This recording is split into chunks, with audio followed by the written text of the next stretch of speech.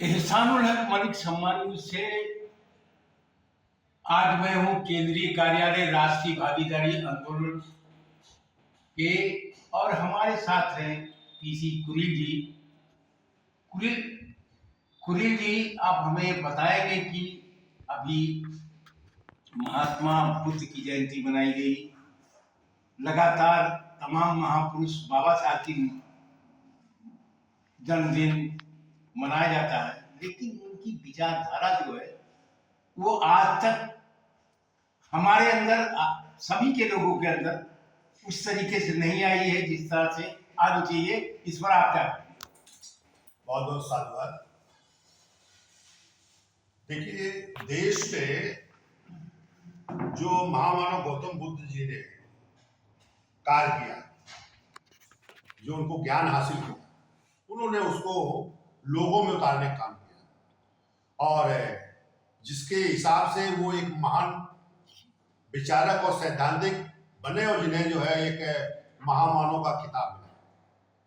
दूसरी बात, जो बाबा साहब ने जब तमाम उस अपराध भरे जीवन को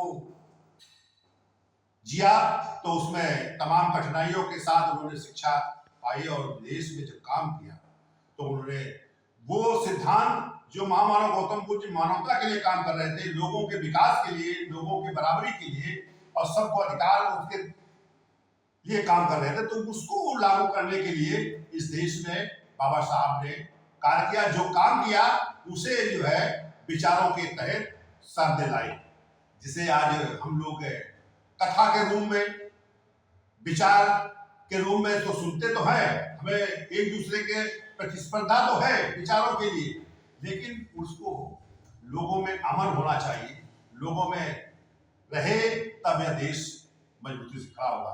तो अभी तमाम हमने देखा कि लोग जो है 22 प्रतिज्ञाओं के बाबा साहब की बात करते हैं, और जो मंगल गाथा गाते हैं महामानव गौतम बुद्ध से लेकर प्रेरित होकर, तो ये जो ये गाथा है, ये गाथा तब साकार होगी जब मानव के अंदर ये चीज पैदा है। और ये 22 प्रतिज्ञाएं कहने मात्र से नहीं, ये धारण करना होगा। धारण तो ये नहीं कर रहे, धारण तो सिर्फ उस व्यवस्था को कर रहे हैं जो उन्हें दुखदाई बना रही है, जो तकलीफ दे रही है, जो मानव को बांटने काम कर रही है, जो देश में एक श्रेष्ठता का आह्वान कर रही है, जो मानव को अलग करके, उनको जाति धर्म के आधार पर अलग करके वो व्यवस्था जो काम कर रही है उसके वो हिस्सा बने जा रहे हैं। आज तमाम ऐसी देखा जा रहा है कि आज वो व्यवस्था फिर से हावी हो रही है जो व्यवस्था मानव के खिलाफ है। लेकिन मैं उसी बात को कहना चाह रहा हूं कि 22 प्रतिज्ञा कहने मात्र नहीं, ये धारण करने के लिए है। और जो मंगल गाथा है, ये केवल उपदेश देने की बात नहीं, उसको धारण करने के लिए है। और जिस दिन इस बात को धारण करेंगे तो फिर इस देश में हर व्यक्ति समानता के आधार पर भागीदारी सिद्धांत होगा। और जब व्यक्ति, भागीदारी का मतलब है कि हर व्यक्ति को जीवन जीने के लिए काम चाहिए, तो हर व्यक्ति कार्य से जुड़ा होगा, हर व्यक्ति शिक्षा और स्वास्थ्य में उसको एक दायरा होगा, और जो जिसके लिए सबको उसका लाभ मिलेगा। और इस देश में हर व्यक्ति की पेंशन का होगा। देश में जो स्थितियां हैं कि आज विकृतियां हर जगह पैदा हो रही है, तो मानव को बांटकर किसी को रोजगार दे रहे, किसी को रोजगार छीन रहे, ये स्थिति है।